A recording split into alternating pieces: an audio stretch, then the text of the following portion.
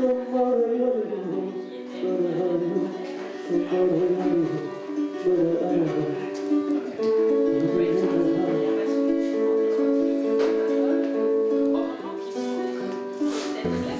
que les débats ont été très riches.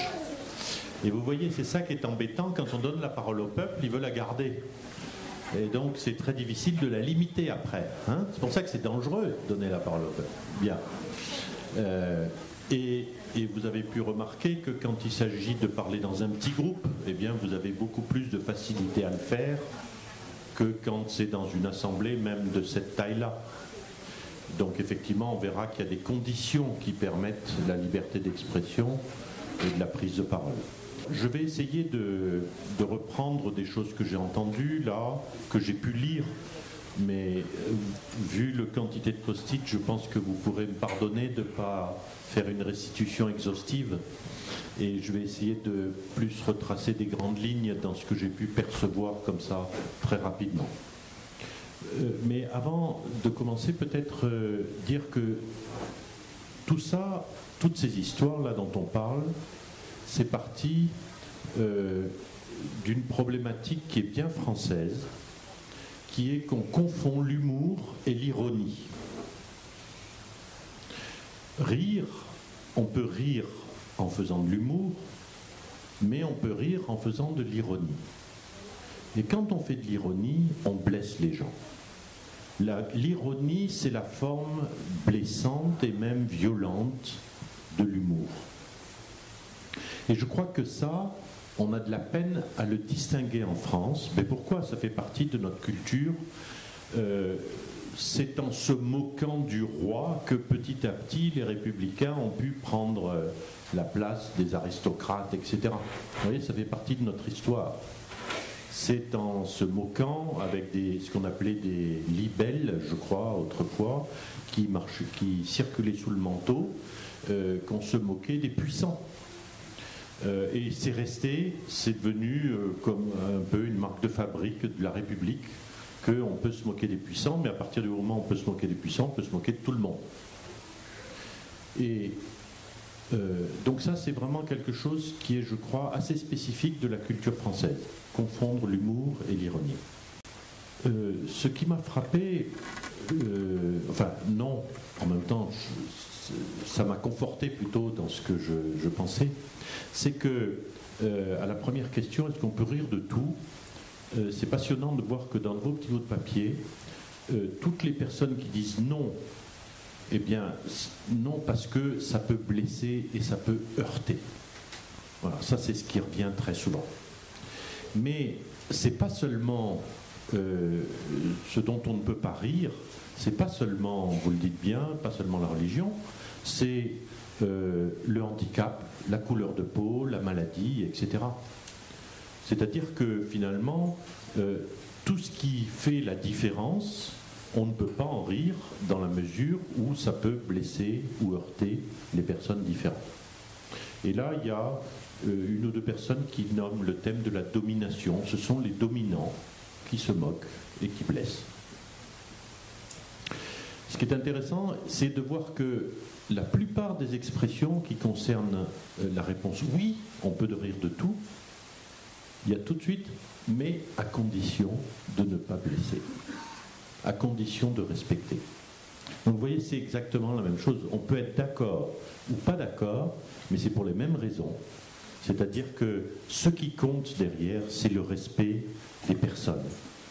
Vous avez parlé de bienveillance, de ne pas trop blesser, à condition de ne pas trop blesser. Rire, c'est différent d'être intolérant. On fait le lien avec l'intolérance aussi. Sans mépris, sans humiliation. Voilà. Et donc, il me semble que là, vous êtes relativement d'accord entre les oui et les non, parce que la limite à ce dont on peut rire, c'est l'intégrité, c'est la dignité des personnes qui sont en face. Hein? Et ça paraît tellement évident. Comment peut-on passer à côté d'une chose comme ça?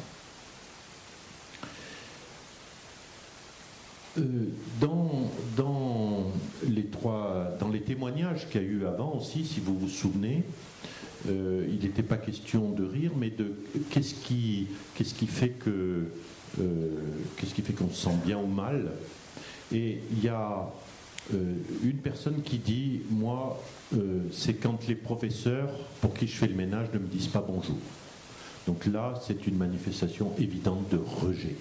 Dire bonjour, merci, c'est le b.a.-ba, c'est même pas de la politesse, c'est la reconnaissance que l'autre existe en face. Dire bonjour à quelqu'un et répondre bonjour, c'est simplement lui dire oui, je t'ai rencontré et tu existes. Hein. Donc ceux à qui on ne dit pas bonjour, ils se sentent inexistants, c'est comme ils étaient transparents, voilà, ou réduits à des objets.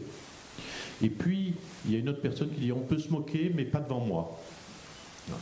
Donc c'est toujours aussi la même idée que j'ai besoin d'être respecté. Dans cette série-là,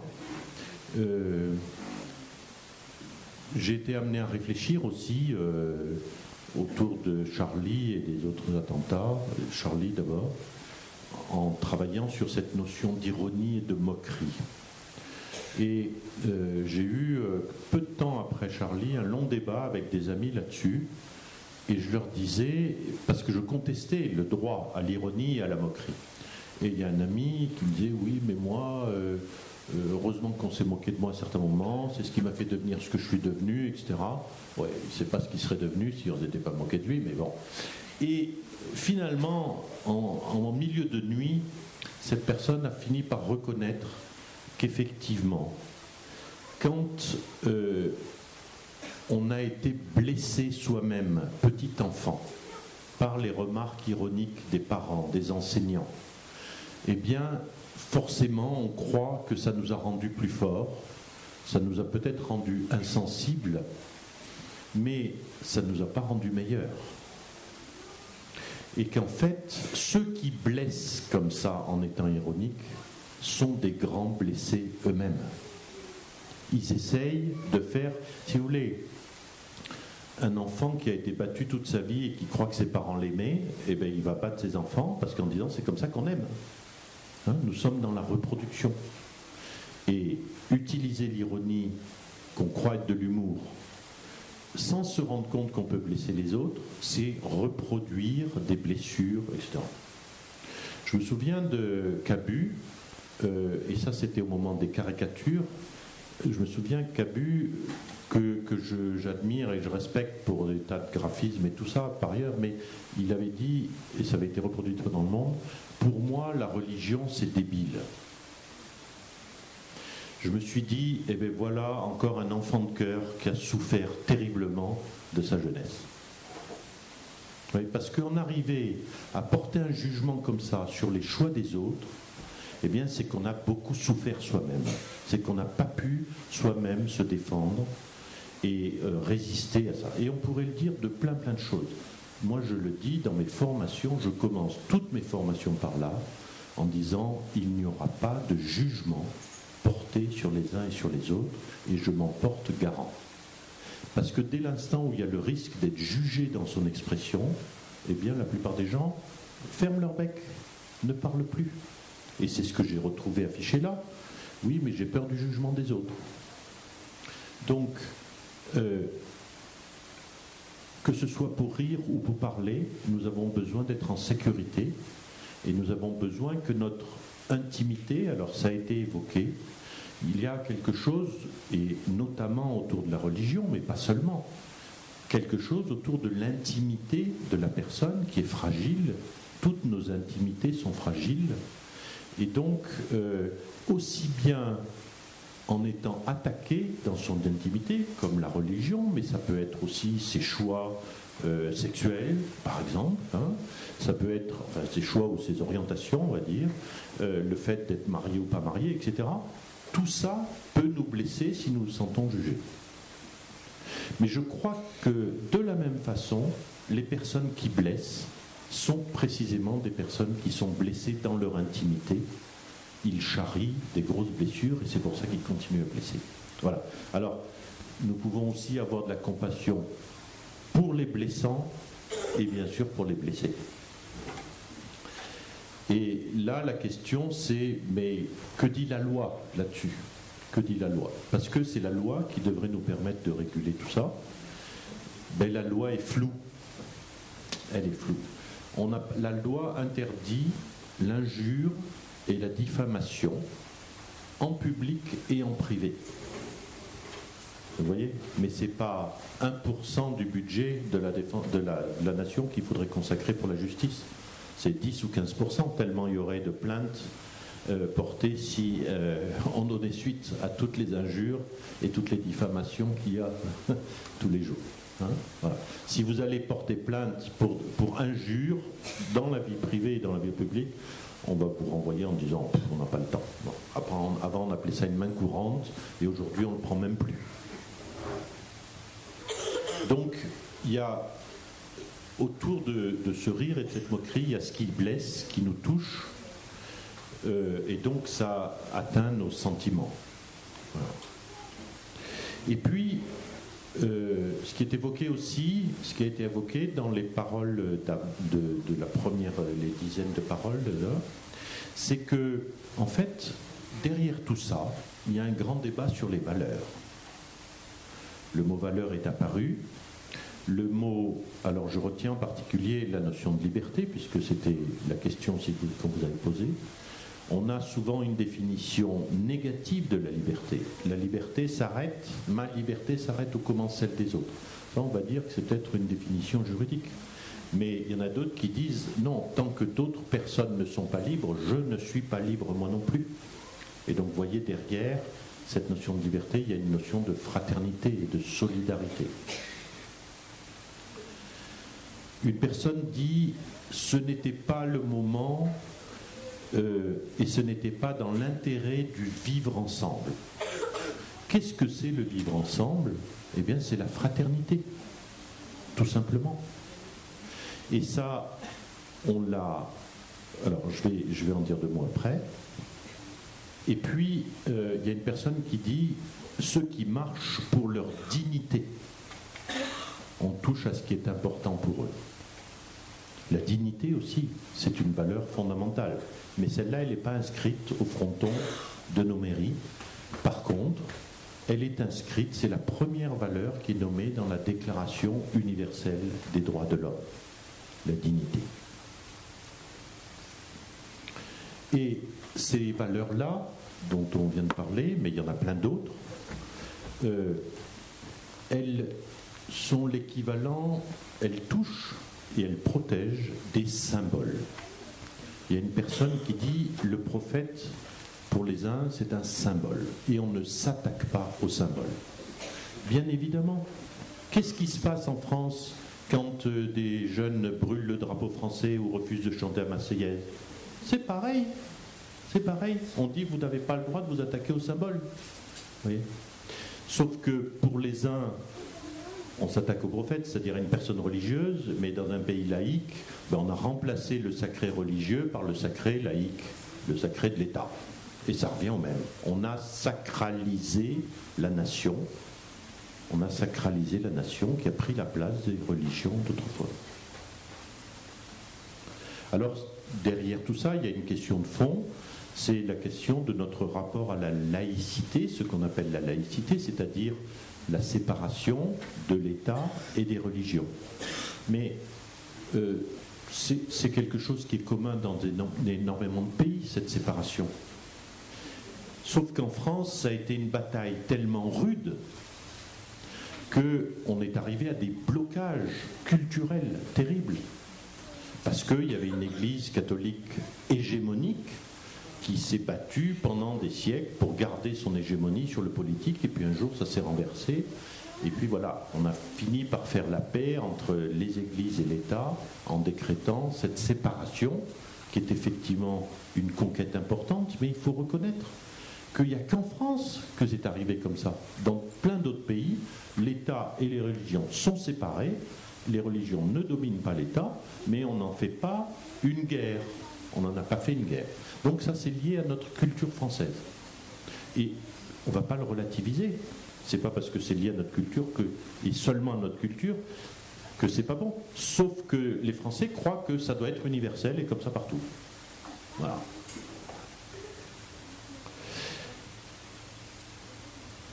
Autour de... maintenant, si je reprends les termes autour de la liberté d'expression, il y a des personnes pour qui il y a d'abord qu'est-ce qui l'entrave, cette liberté d'expression? Eh bien, il y a la peur du jugement des autres.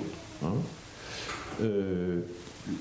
En fait, s'exprimer, c'est pas facile non plus, et quelquefois, on peut, tout en voulant dire des choses, on peut blesser les autres, on peut avoir peur de blesser soi-même, donc c'est pas facile, et là, il faut apprendre à faire la différence entre ce qui est un jugement et un sentiment. J'ai le droit d'exprimer tous mes sentiments, tout ce que je ressens. Je n'ai pas le droit de juger et de condamner les autres qui ne pensent pas comme moi. Voilà. Et puis, il peut y avoir de la timidité, un manque de confiance. Il peut y avoir, dans notre éducation, on n'avait peut-être pas le droit à la parole aussi. Enfin, il y a plein de choses qui sont liées à qu'est-ce qui a favorisé dans mon éducation. Est-ce que l'école... ça a favorisé ma liberté de prendre la parole, etc. Est-ce qu'il fallait tout seul, moi j'ai un souvenir dramatique, j'étais au tableau devant toute la classe, je devais réciter mes récitations, je ne la savais pas, voilà, et le professeur a dit, oh, ben, je crois que dans la famille haute, le niveau intellectuel, voilà ce que peuvent s'autoriser, vous voyez, certains professeurs. Et bon, alors maintenant, vous avez vu, je me venge, maintenant je sais... peut-être que ça m'a donné un coup de pied, mais je ne vais pas dire c'est grâce à cette humiliation-là que j'en suis là. Voilà. Et il y a une personne qui écrit « C'est nous qui nous mettons des barreaux ». C'est vrai que la liberté d'expression ne s'use que si l'on ne s'en sert pas, comme les piles Vander. Hein. Donc c'est vrai, c'est à nous à nous entraîner à prendre le risque de nous exprimer, mais peut-être en travaillant sur la qualité de notre expression, de façon à éviter de blesser les autres. Une autre catégorie d'expression, c'est un droit donné par la loi. Oui, la liberté d'expression est un droit donné par la loi, et c'est pour ça qu'elle est indivisible. Et ce qui la facilite, c'est quand elle nous est donnée, non seulement par la loi, mais dans un groupe aussi, qu'on a la possibilité de prendre la parole.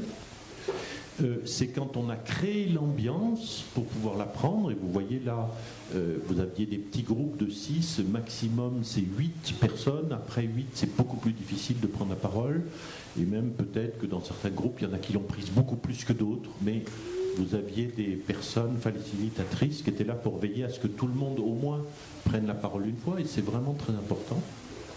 Voilà. Il y a 2 jours, j'étais à une conférence de quelqu'un dont le thème c'est cessez d'être gentil, soyez vrai. Et c'est vrai que très souvent, pour être gentil et pour ne pas faire peur aux autres, ben on ferme sa gueule aussi. Hein, voilà, donc vous voyez, il y a un travail à faire là-dessus. Et parler, et une autre expression, parler, ça permet d'être compris et d'être entendu. C'est l'évidence même. Mais voilà, il y a tellement de freins à pouvoir parler, hein, de peur là-dessus. Et puis, qu'est-ce qui peut l'entraver? Eh bien, il y a des positions de pouvoir.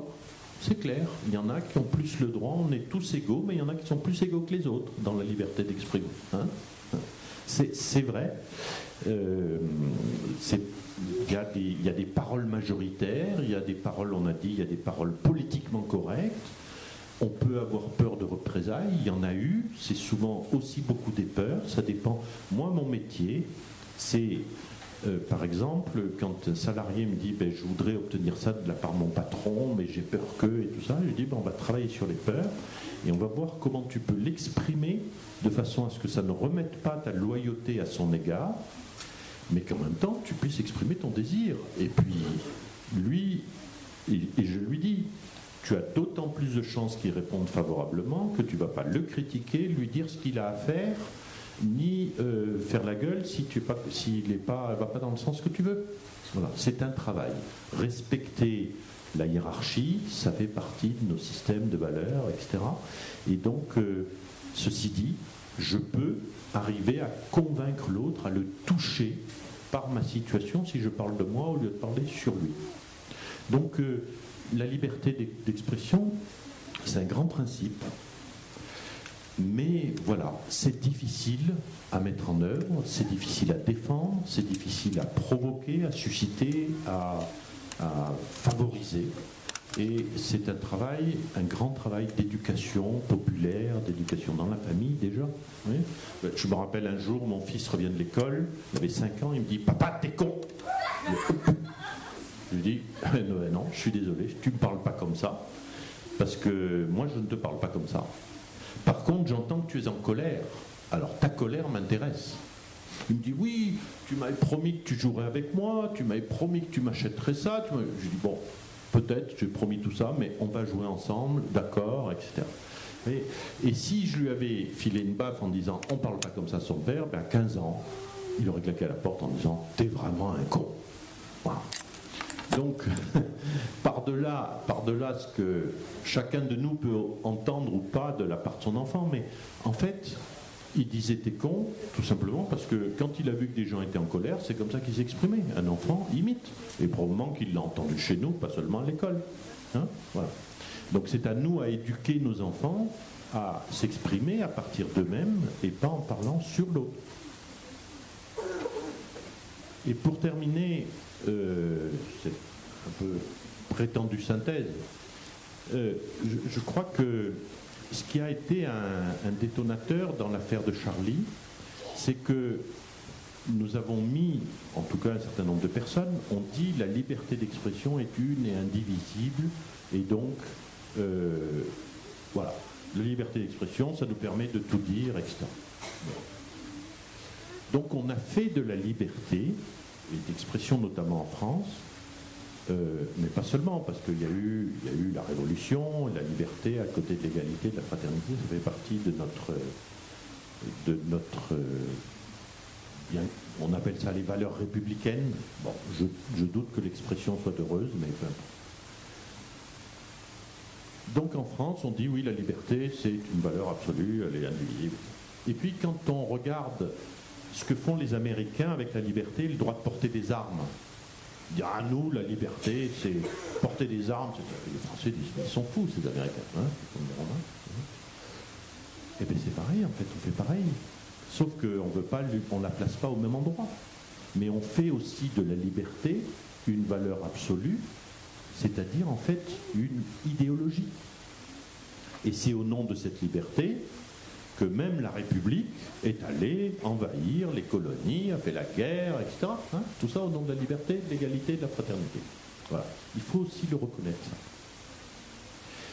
Et je crois que, et je vais terminer avec ça, en arrière-plan, toute la question c'est, en fait, à partir de quelles valeurs voulons-nous travailler? Alors, on a rabâché les 3 valeurs de la République française, mais est-ce qu'il n'y a que ces 3 valeurs-là? Je me souviens, il n'y a pas longtemps, après les attentats du 13 septembre, il y a eu les musulmans de Millau, de la mosquée, ont voulu manifester le soutien à l'opinion publique, à la population française et aux victimes, etc. Et on s'est retrouvés à la mairie, le maire les a reçus sur le perron, etc. Et il a commencé à faire tout un petit speech sur les 3 valeurs républicaines, la liberté, alors là il en a dit beaucoup, et puis presque avant de s'arrêter, il s'est rendu compte qu'il avait oublié de parler de l'égalité, voilà, ou de la fraternité, je ne sais plus, et puis la 3e, il n'en a pas du tout parlé. Et c'était une caricature, c'est-à-dire que, vous voyez, même lui, qui essayait de faire quelque chose de construit autour de ces 3 valeurs, il n'y arrivait pas. Voilà. Or, dans vos petits papiers, vous avez cité la dignité, vous avez cité, on pourrait dire, l'hospitalité, c'est aussi une valeur. Hein, mais il y a la loyauté, la fidélité, et puis même, comme c'est évoqué dans la Déclaration universelle des droits de l'homme, la santé, la beauté, etc. La beauté, c'est une valeur, oui. Ce qui fait la différence, si vous voulez, ce qui est difficile pour nous, c'est que toutes ces valeurs sont inscrites dans la Déclaration universelle des droits de l'homme, donc signée par toutes les grandes familles spirituelles et, on va dire, spirituelles ou civilisationnelles du monde. Nous sommes tous d'accord sur ces valeurs. Nous ne sommes pas forcément d'accord sur leur façon de les mettre en œuvre. C'est tout. Et c'est sur cette façon de nous mettre en œuvre qu'il nous faut discuter. Mais ce n'est pas parce que telle personne agit comme ça qu'elle ne partage pas les mêmes valeurs que moi. Elle peut parfaitement les partager, mais pas les mettre en œuvre de la même façon. Et donc ça, c'est un champ de dialogue fantastique. Si nous acceptons de dire que sur tel et tel point nous sommes en désaccord, plutôt que de nous balancer des conflits de valeurs à la figure, nous pourrions essayer de regarder sur quoi nous sommes en désaccord dans la façon de mettre en œuvre telle et telle valeur. Et dans mes stages de formation, je fais faire un exercice, j'étale une dizaine de papiers avec des noms de valeurs, et je dis aux gens, vous allez discuter sur un sujet chaud, comme par exemple la fin de vie, suicide assisté, ou les mariages homosexuels, ou des choses comme ça, voilà. Et vous ne pourrez prendre la parole pour dire ce que vous avez à dire qu'en ayant pris un papier et en vous exprimant au nom de cette valeur-là. Et c'est fantastique parce que du coup, chacun se rend compte qu'on peut tirer des conclusions différentes à partir de la même valeur. Donc ça crée un vrai dialogue. Et du coup, plus personne ne peut dire c'est moi qui ai raison et c'est toi qui as tort. On constate des désaccords. Ben oui, et on peut être d'accord d'être en désaccord. Quel est le problème? Voilà. Ça pourrait être peut-être ça pour ce soir. On peut être d'accord d'être en désaccord. Pour autant, nous pouvons tous nous respecter.